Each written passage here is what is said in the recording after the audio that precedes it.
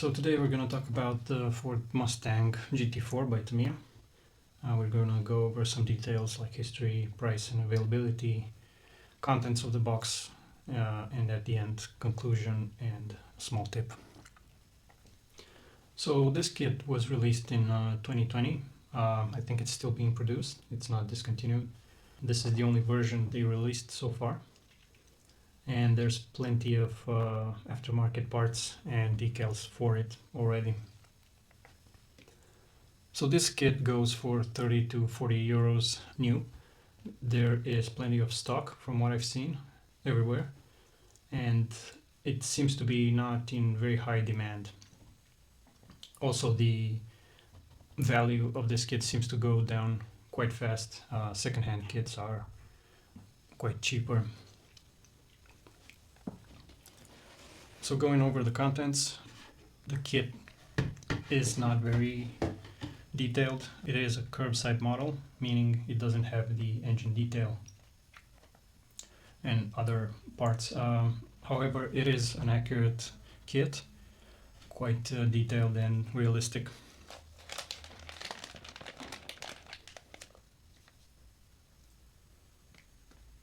The molding is pretty good. There's minimal flash, not a lot of issues with the quality. Of course, it's classic Tamiya quality, and from what I've read online, it seems to be quite easy to build.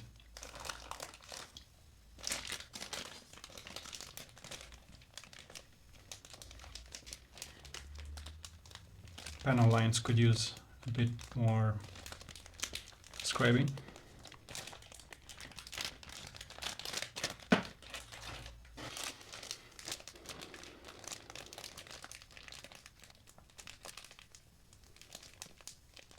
The kit does have sunk edges for the glass parts, so that you don't really need a masking sheet in order to paint the black outlines.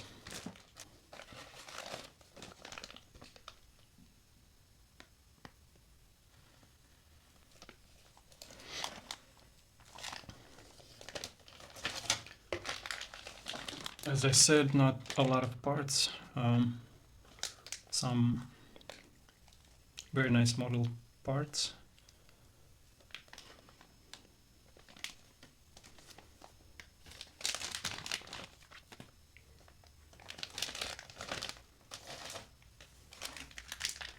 Rubber tires, slicks.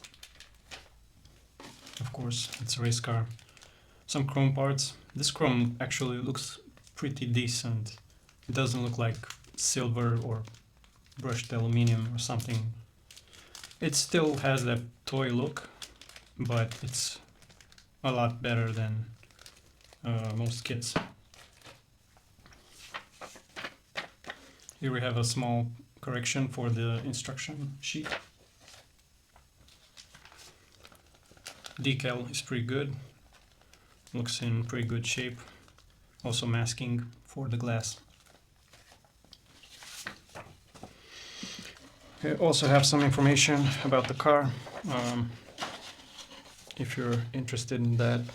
I'm guessing if you're a fan of the car, you already know this. That's why you would be building it. And standard safety tips, I guess. The instructions are pretty standard as well. We have a big manual here detailing all the steps. You can build two versions of the car, number 17 and number 18. The steps are pretty well detailed and seem easy to follow. I don't think there's any issues here. Yeah.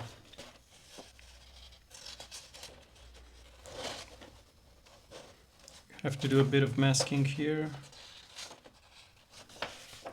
and that's it.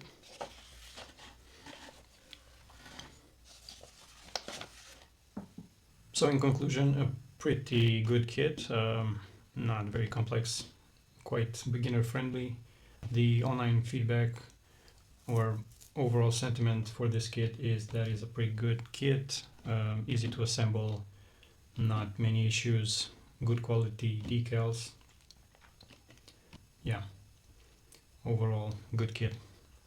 As for the tip of the day, I'm gonna talk about a little bit about storing kits. I noticed that some kits that have been in storage for a long time have been improperly stored.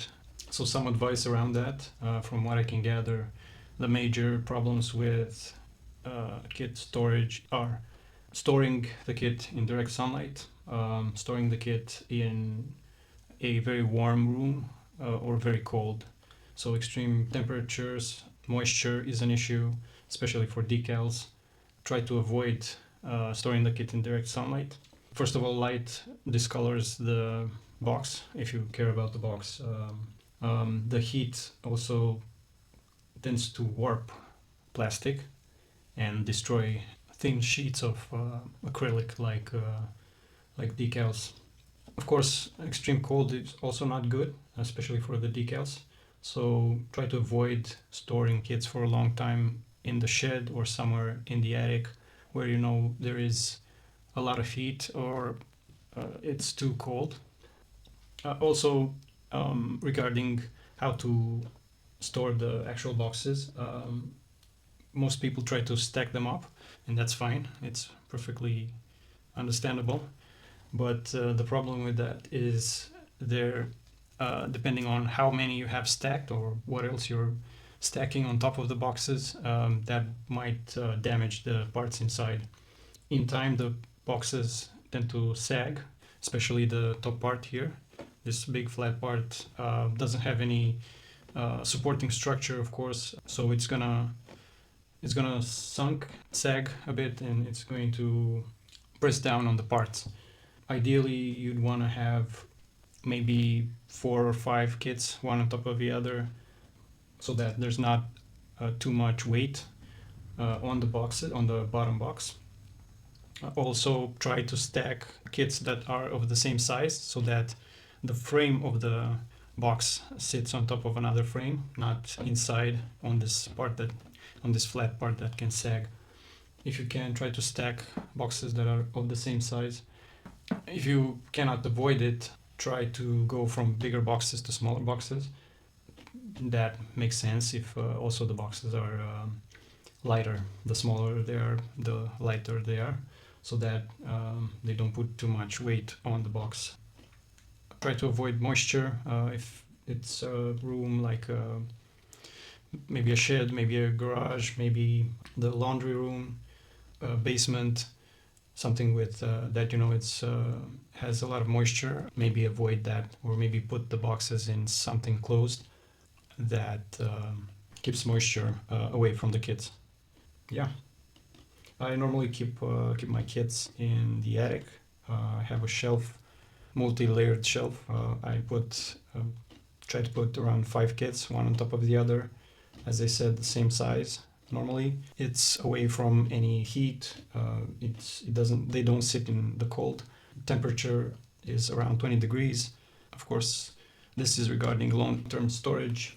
When kits sit in the same position for a very long time. If you know that's the case for you, try to keep them away from heat.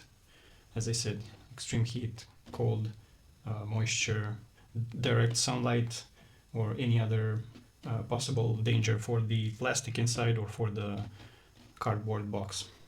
That's it.